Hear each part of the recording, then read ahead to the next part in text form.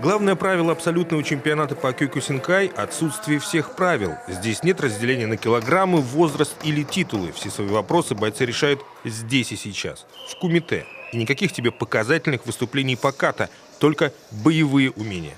В этом году абсолютка одна из самых представительных. На татами вышли даже мастера спорта международного класса. В этом чемпионате участвуют только те люди, которые в себе уверены. Это, как правило, топовые люди, которые занимали первые призы в своих турнирах в городах в России. Просто случайных людей здесь нет. Поэтому каждый бой он может закончиться нокаутом, потому что каждый из них профессионал. И мы ожидаем на этом турнире хорошие бои.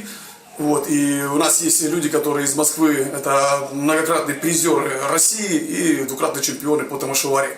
Так как в этом чемпионате также разыгрывается первое место по тамошевари по разбиванию предметов, мы будем надеяться, что разобьют максимальное количество досок.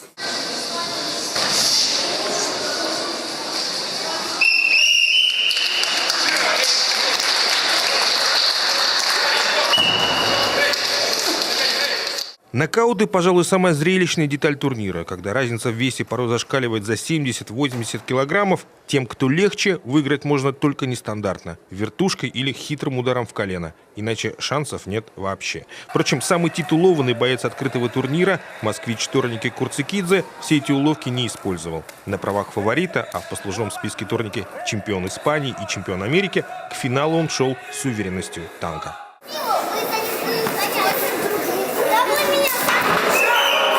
Зрителей, а их на турнир пришло немало, завлекали призами с барабанным розыгрышем, но главной наградой для трибун стал выход в финал бойца из Коми Дмитрия Вологжанина. Решающий поединок получился закрытым, соперники работали в жесткой защите, терпели и ждали первой ошибки. К разочарованному вздоху публики ее допустил наш боец. В итоге Торники Курцикидзе – победитель в кумите. У меня был небольшой перерыв, я подрался год назад, последний свой турнир, и решил, что возьму паузу, но решился начать.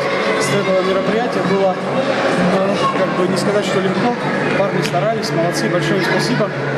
Отличное мероприятие, мы в дальнейшем будем принимать участие, может, не лично я, мои ученики. Стать абсолютным чемпионом и забрать оба главных приза по 50 тысяч рублей Торники смог после дополнительной дисциплины – томишевари – разбивание досок. Для чемпиона страны победить в этом виде оказалось делом техники. Максим Васильев, телеканал Юрган.